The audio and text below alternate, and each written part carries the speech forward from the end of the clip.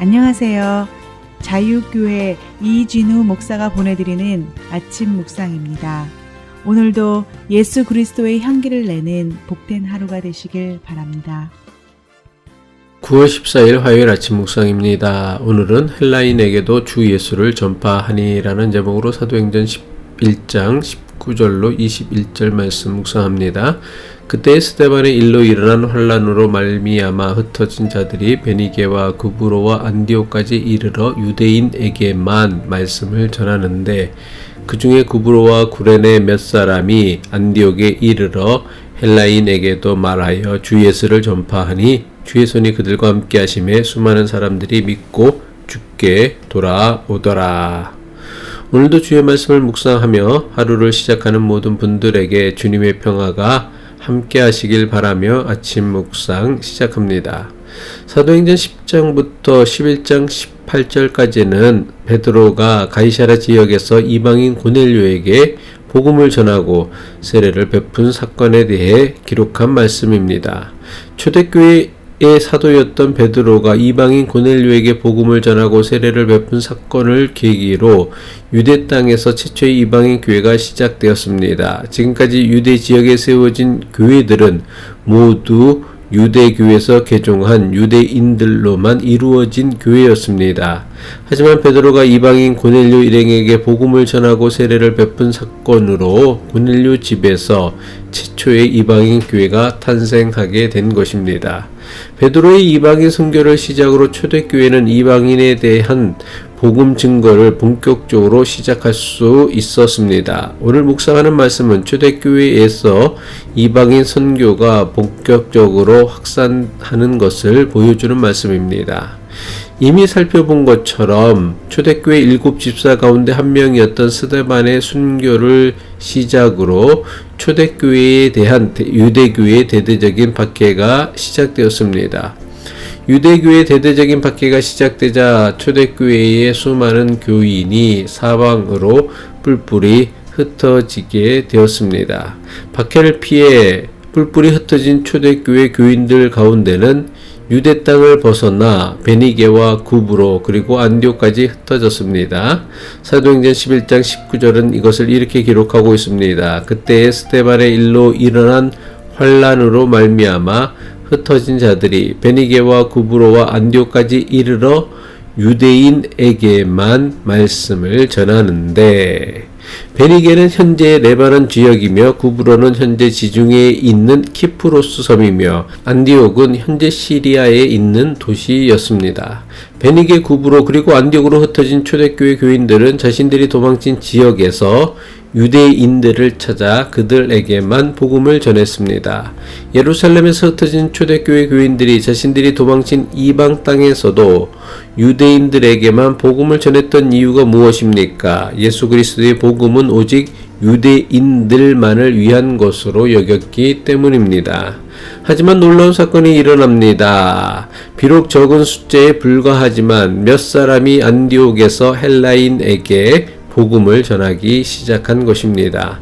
사도행전 11장 20절이죠. 그 중에 구브로와 구레네 몇 사람이 안디옥에 이르러 헬라인에게도 말하여 주 예수를 전파하니. 사도행전은 안디옥에서 헬라인에게 복음을 전파한 사람들을 소개하길 이들은 지중해의 섬 구브로와 북아프리카 항구 도시였던 구레네에서 온 사람들이라고 했습니다.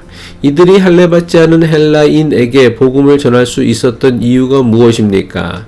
이들은 사도 베드로가 이방인 고넬료와 그의 일행들에게 복음을 전하고 세례를 베푼 사건에서 용기를 얻었기 때문입니다. 이것을 암시하는 말씀이 사도행전 11장 19절을 시작하는 그때에라는 표현입니다. 여기서 그때는 베드로가 이방인 고넬료와 그의 동료들에게 예수 그리스도의 복음을 전하고 세례를 베풀었다는 소식이 온 유대 땅에 알려졌던 때를 말합니다. 사도 베드로가 이방인들에게 복음을 전했다는 소식이 박해를 피해 예루살렘을 떠나 외국으로 도망친 유대 기독교인들에게도 전해졌습니다. 사도 베드로가 이방인들에게도 복음을 전하고 세례를 베풀었다는 소식을 듣게 되어진 디아스포라 유대 기독교인들 가운데 몇 사람이 용기를 내어 헬라인에게 복음을 전하기 시작한 것입니다.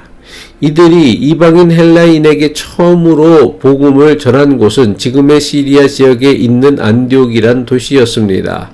비록 몇 사람에 불과했지만 이들이 헬라인에게 복음을 전하자 수많은 헬라인이 예수 그리스도를 믿게 되었다고 사도행전은 기록합니다. 사도행전 11장 21절이죠. 주의 손이 그들과 함께 하심에 수많은 사람들이 믿고 주께 돌아오더라.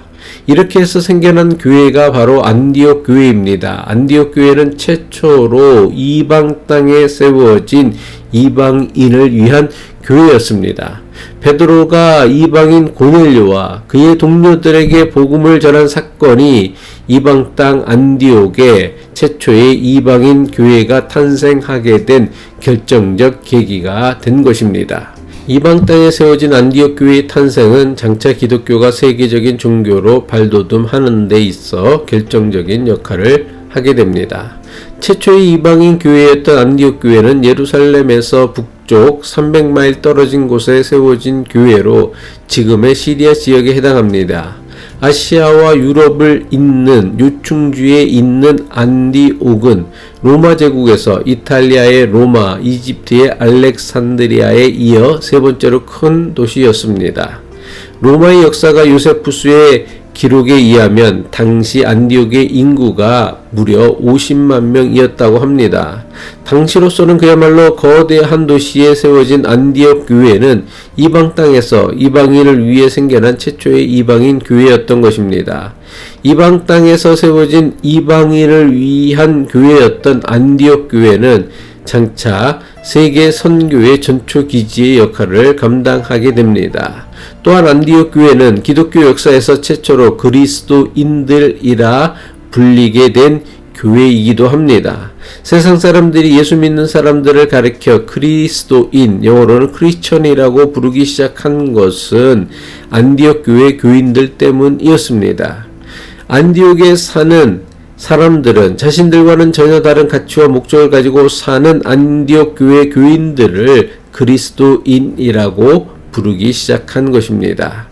안디옥 교회의 탄생은 2000년 기독교 역사에서 매우 획기적인 사건이라고 해도 조금도 지나치지 않습니다. 안디옥 교회의 탄생은 기독교 신앙이 예루살렘과 유대인 중심에서 벗어나 세계와 이방인을 위한 교회로 전환하는 역사적 계기가 됩니다. 이 엄청난 역사의 배후에는 헬라인에게 복음을 전했던 구브로와 구레네에서 안디옥에 온 그야말로 이름도 알려지지 않은 몇 사람들이 있었기 때문입니다.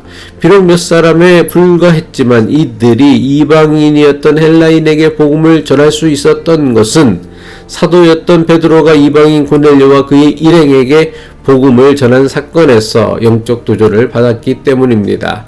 초대교회 7 지사 가운데 한 사람이었던 빌립이 에디오피아 내시에게 복음을 전하고 세례를 베푼 사건 역시 장차 이방인 선교의 기초를 놓았던 매우 중요한 사건이라 할 수 있습니다.